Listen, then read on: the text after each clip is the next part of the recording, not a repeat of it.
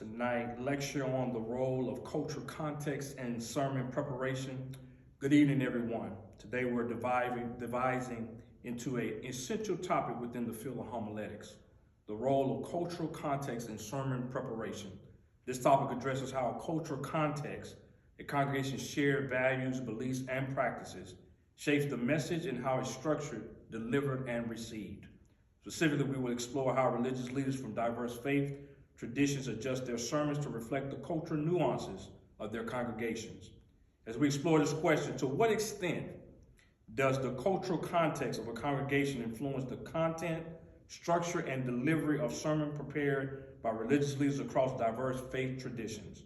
We will discuss theories, research, and practical examples to unpack how preachers can meaningfully engage with their congregations through culturally sensitive sermons. Part 1. The importance of cultural context and homiletics. Let us start with why cultural context matters in sermon preparation. Sermons are not delivered in a vacuum, but are shaped by the realities of the congregation they serve. Whether you're preaching in a megachurch in the United States, a small village church in Africa, or a mosque in the Middle East, cultural factors deeply affect how messages are crafted and conveyed. Number 1, understanding culture as a lens for interpretation. Culture shapes how individuals interpret religious texts, view their relationship with God, and relate to one another. This is why a preacher's understanding of a congregational culture context can either make or break the sermon effectiveness. If a sermon is disconnected from the audience, cultural reality, it runs the risk of seeming irrelevant or worse, alienating the audience. For example, consider how sermons on topics like suffering or community building would differ between a war-torn region or a peaceful suburban congregation. The cultural and societal pressures these communities face shape how they understand these concepts, and a preacher needs to be sensitive to those realities. Part 2, influence of cultural context on sermon content. Number 1, theological and doctrinal sensitivity.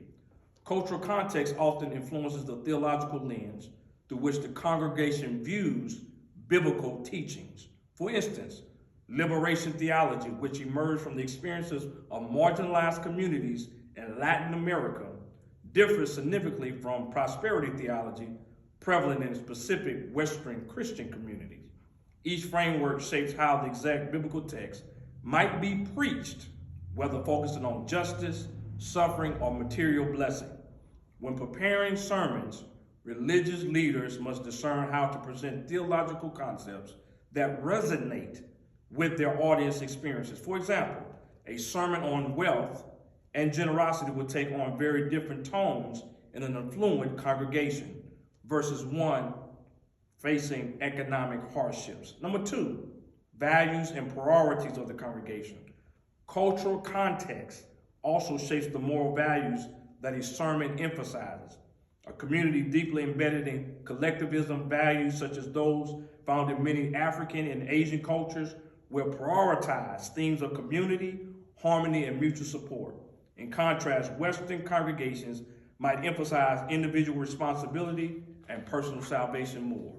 Preachers, therefore, must ask themselves, what values does this congregation hold dear, and adjust their sermon content accordingly?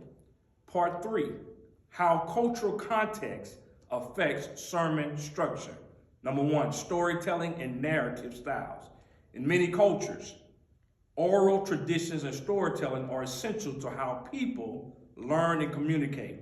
Sermons in Africa, indigenous, or Southern Baptist traditions often rely heavily on narrative styles that engages the community with relatable stories, humor, or dramatic elements. Preachers in these contexts might draw on local stories, historical figures, or shared cultural symbols to connect biblical lessons to everyday life. In contrast, a more academic or formal congregation might prefer a sermon structured with precise, logical arguments and exegesis. In this case, the cultural context values a more cerebral approach to sermon delivery, emphasizing theological depth and intellectual engagement. Number 2, time and sermon length. Cultural perceptions of time also influence sermon structure. For example, sermons are often much longer in many African and Latin American contexts, with services lasting several hours. The preacher can develop points slowly with multiple stories and moments of communal interaction, but in contrast, sermons in the United States or Europe may need to fit within a tighter time frame, especially in churches where services are scheduled back to back. Understanding these time constraints is crucial for sermon preparation. Part 4, delivery of sermon in various cultural contexts. Number 1, language and communication style. Language is one of the most valuable aspects of cultural context. A preacher must be mindful of the spoken language and deeper meanings that certain words or phrases might carry in different cultures. For instance, metaphors or idioms that resonate in one cultural context might be confusing or even offensive in another. Furthermore, the tone and the volume delivery may vary. Some congregations expect energetic, loud preaching that engages the audience physically and emotionally, but in contrast, more reserved cultures may prefer calm, reflective delivery that encourages contemplation. Number 2, nonverbal communication and body language. Nonverbal cues such as gestures, eye contact, and movement can either enhance or distract from a sermon, depending on the audience's cultural expectations. In some cultures, maintaining eye contact and moving around the pulpit indicates passion and engagement. In others, these behaviors may seem overly aggressive or disrespectful. So part 5, case studies from different faith traditions. Number 1, a Christian context. In African American church, sermons are often a dialogue between the preacher and the congregation. The call and response technique is culturally significant and encouraging active participation from the audience. This contrasts with many European traditions where sermons are more monological with less direct interaction between the preacher and the congregation. Number 2, Islamic context. The Friday sermon in Islam also reflects cultural differences. The sermon may incorporate poetry or traditional proverbs in a region with strong oral traditions, and at the same time, in an area, the focus might be more on classical interpretation of the Quran, Hadith, and with less emphasis on cultural or regional elements. Number 3, the Jewish context. In Jewish homiletics, cultural context can influence how the Torah teachings are applied. A sermon given during Shabbat in Israel might focus more on national identity and collective experiences. In contrast, a sermon in the U.S. may address the intersection of Jewish identity with Arab-American culture. Part 6, research findings and literature reviews. Let's discuss research that informs our understanding of how cultural context affects sermon preparation.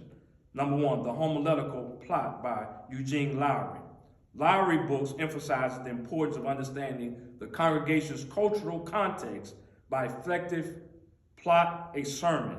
Lowry argues that sermons should not just transfer information, but also create an emotional journey that leads to spiritual transformation, which profoundly depends on cultural engagement. Number 2, Preaching in Context by Walter Brueggemann. Brueggemann explores the idea that sermons must speak to the listener's context, which includes cultural, social, and political realities. He suggests that preachers must learn to read their cultural context as carefully as a biblical text. Number 3, Communicating Christ's Cross Culturally by David Heskelgrave. This book is a comprehensive resource on how a cultural context affects sermon preparation and a broader missionary work. Heskelgrave's model includes studying the target audience, values, worldviews, and communication patterns to contextualize the message without compromising its core truth. In conclusion, cultural context is crucial in shaping sermons, content, structure, and delivery. Religious leaders must become cultural interpreters, carefully considering how their congregation's backgrounds, their values, and communication styles influence how they prepare and present their messages. Preachers across faith traditions must remain faithful to their theological convictions while making their sermons accessible and relevant to their audiences. This requires a deep understanding of Scripture and the cultural environment in which they minister. Thank you for your attention, and I look forward to our discussion on this vital topic.